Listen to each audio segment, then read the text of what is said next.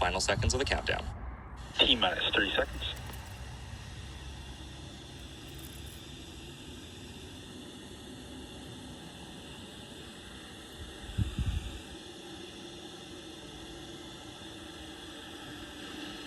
T-minus 15 seconds. T-minus 10, 9, 8,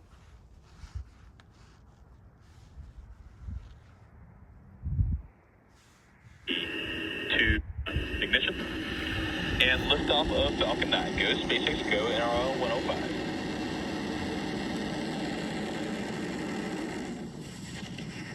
Falcon is pitching downrange. MOD chamber pressures are nominal.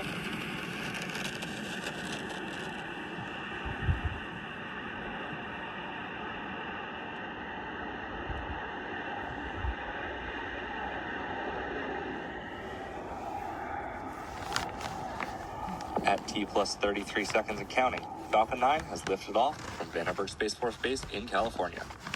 In just a few seconds, we'll throttle the engines down in preparation for Max Q, which stands for Maximum Dynamic Pressure. Power and telemetry nominal. It's the moment in the launch where the vehicle experiences the greatest mechanical stresses, Vehicle is supersonic. the most that it will see during its ascent. To help go from vertical to horizontal, the first stage will be performing a maneuver known as a grab. Q. And there's Max Q.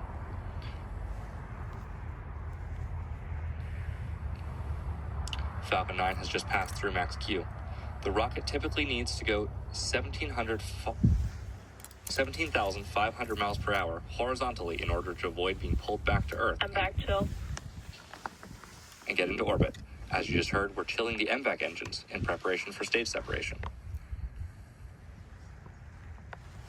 So we now have several events coming up in quick succession, and we should hear all of them called out by Mission Control, starting with main engine cutoff, or MECO, then stage separation, stage 1 flip, SES-1, and the boost back burn. MECO is where we shut down all 9 M1D engines on the first stage. Stage separation is where the first and second stages of Falcon separate from one another. Stage 1 flip is when the booster uses its nitrogen gas thrusters to flip the booster around. Depending on the mission, Falcon may perform a fast or slow flip. Today, the booster will perform a fast flip because it will be returning to land. MECO. Stage separation confirmed.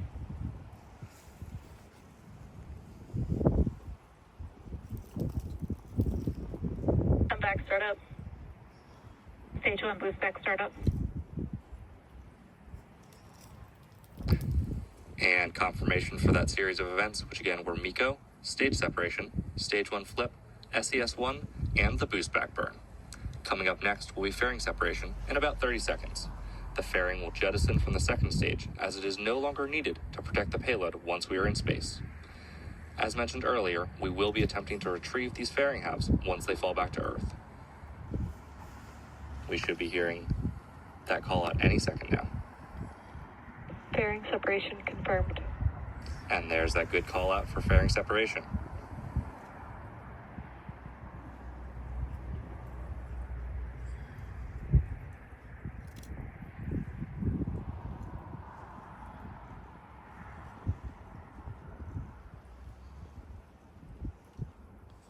Boost back shutdown. And there you just heard shutdown of that boost back burn. We're now 3 minutes and 30 seconds into today's mission, and the next major milestone is coming up at T plus 6 minutes, when you should see the first stage's entry burn on your screen. To start the entry burn, we will relight 3 M1D engines on the first stage, starting with the center engine, known as E9, followed shortly after by the E1 and E5 engines. The booster engine graphic on the lower left-hand corner of the screen displays the arrangement of the 9 M1D engines, with an outer ring of 8 and the center 9th engine. These are held in place on the vehicle by a structure called the octaweb, and 3 will light up during the incoming entry burn. The entry burn is similar to pumping the brakes to slow down the vehicle as it passes back into the Earth's atmosphere. We need to do this to slow down and reduce the re-entry forces, which then helps us recover and reuse the first stage.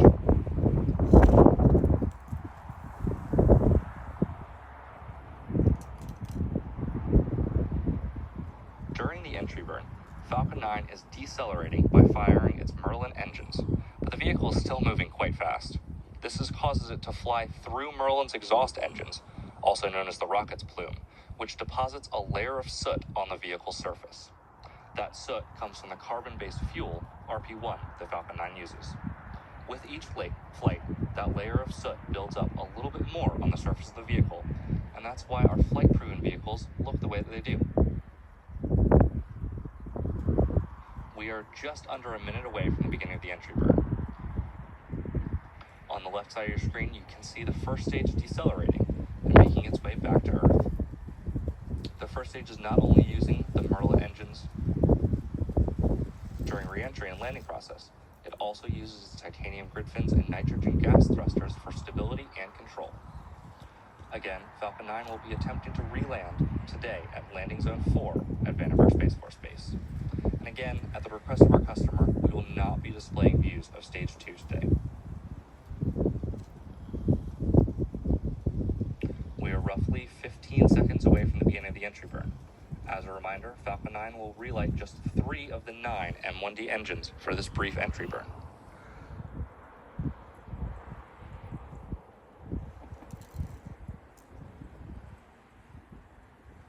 Stage 1, entry burn, startup. And you can see on your screen there that we have begun the entry burn for the Falcon 9 first stage.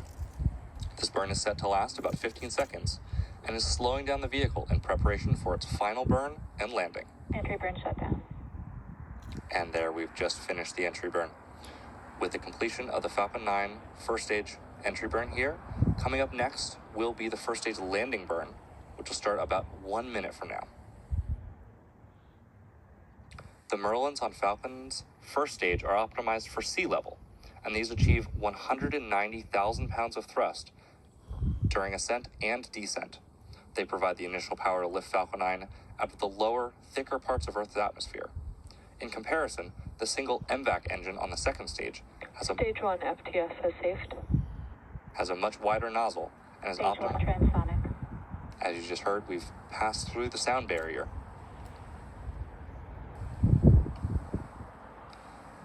Coming up next in just a couple of seconds, we'll have the start of the landing burn for the first stage. The landing burn is the final burn of the Falcon 9 Stage booster. 1, landing burn. And you just heard, and you can now see on your screens, we've begun the landing burn.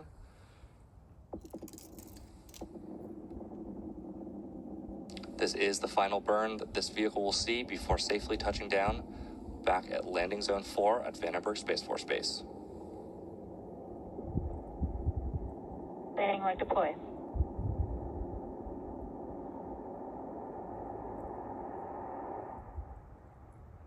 Stage 1, landing confirmed. And as you just heard on your screen, we have successfully landed. This was our 560th booster landing for SpaceX. This is also the second launch and landing for this first stage. This mission also represents a significant milestone for SpaceX, as it is targeted to be the 600th overall completed mission of a Falcon vehicle. As a reminder, we will not be showing any Stage 2 or deployment views at the request of our customer. So with that landing of our Falcon 9, we'll be bringing the webcast to a close. We'd like to thank the National Reconnaissance Office for entrusting us with today's mission. And we'd also like to thank the Range and FAA for their support. If you're interested in more